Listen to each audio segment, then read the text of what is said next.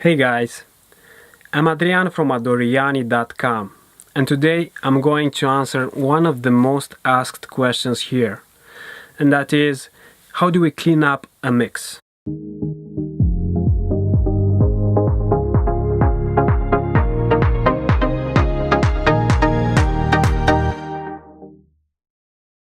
We all had clean and muddy mix. Of course, if you are involved in the recording stage, you start your mix with the first bar of recording. However, most of the times we don't have that control, and we receive sessions that we should do our best to improve, using different techniques. Now, I'm going to show you some of my mixing techniques for cleaning up the mixes. The first technique that you should always use is to listen. I know, this is a pretty obvious thing. However, lots of us, after opening a mixing session, the first thing we do is to grab an EQ and start sculpting. But why is it so important to listen? While listening for the first time to a mix, you may balance the tracks in order to clean up the mix. Let me explain. The majority of mixes we receive have lots of low-frequency material. The kick and the bass are the kings, and this could be caused by the monitors lacking bass or even crappy headphones. No matter the reason, if a mix is muddy, try balancing a bit the kick and the bass tracks. Take them back a little, or mute them, to hear if they are the main reason of your muddy mix. Let's listen.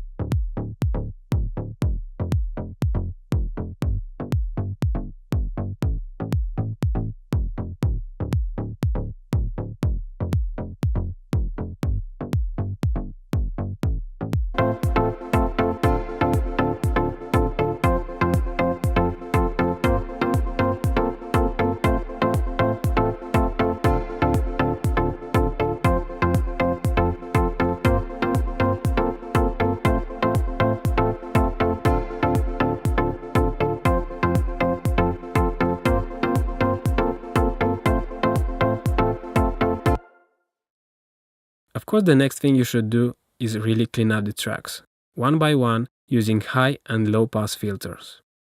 At the beginning, you should use a high pass filter and cut the low frequencies until the moment you hear a difference in the track you are cleaning up. Whether you hear the low frequencies or not, most of the time there are frequencies in that area that are eating up the headroom of your mix. This is an essential technique in order to clean up your mix. Let's see how can we do that.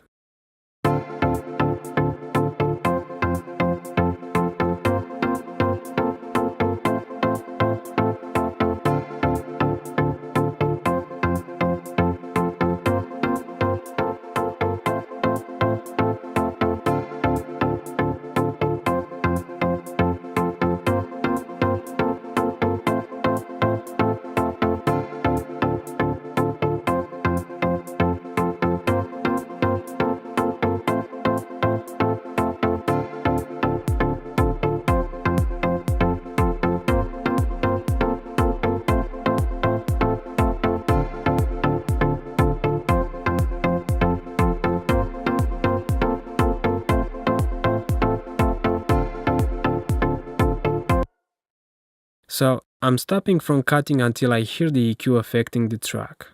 These two techniques are useful during a mixing session, when you have all the tracks and can affect them individually. But what do you do when you receive a MIDI stereo mix for mastering, for example? One solution is to speak with your client that sent you the mix to make the necessary adjustments. If it is not possible, one powerful technique is to use a dynamic EQ. Say you have some nasty frequencies which, if removed with a classic EQ, you may affect other elements of the mix also. If you want to preserve the mix you received, but still want to clean it up as much as possible, apply a dynamic EQ. Search for the frequencies you want to remove, and every time they will appear, the dynamic EQ will take them down. Let's see how.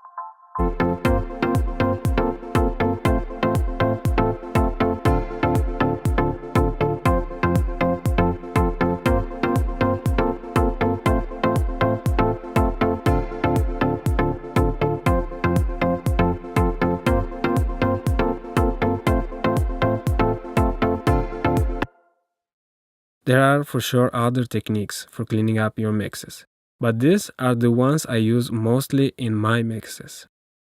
If you want, share with us some of your techniques for cleaning up mixes in the comments below. Subscribe and give us a like. Go to our Facebook page and say hi to us. Until next time, stay cool and make great music.